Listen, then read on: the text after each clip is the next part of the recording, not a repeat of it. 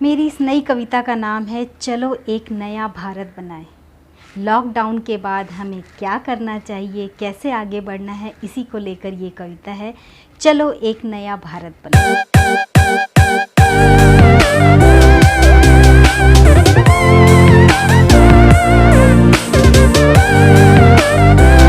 मेरी इस नई कविता का नाम है चलो एक नया भारत बनाएं। बढ़ते कदमों ने जैसे कुछ सुन लिया, बढ़ते कदमों ने जैसे कुछ सुन लिया, कोई आया नया तूफान ढाने हम पे कहर। कोई आया नया तूफान ढाने हम पे कहर, न जाने दिल ने कैसे भांप लिया। शुक्र है जो रुकने की ज़रूरत है, इसको समझदारी से मान लिया। लेकिन असली समझदारी तो अब दिखानी होगी, लेकिन असली समझदारी तो अब दिखानी होगी।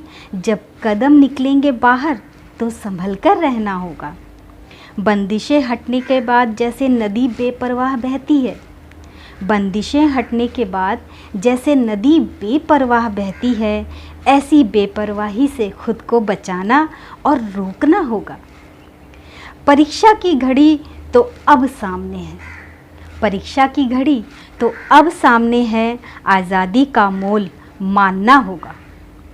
सब वैसा ही होगा, सड़कें वही, मोहल्ले वही, दुकानें वही, पड़ोसी वही, रिश्ते भी वही।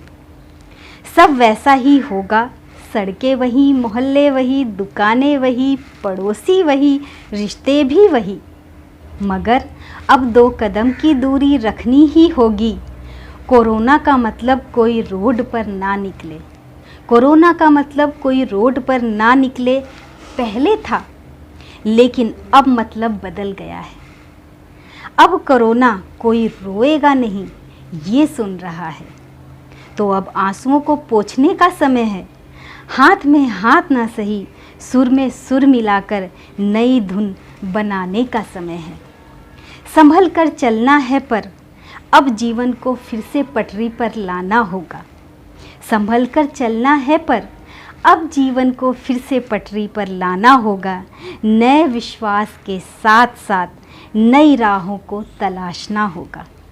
यूँ कह लो अब मिलकर एक नया भारत बनाना होगा। ये थी मेरी कविता। धन्यवाद।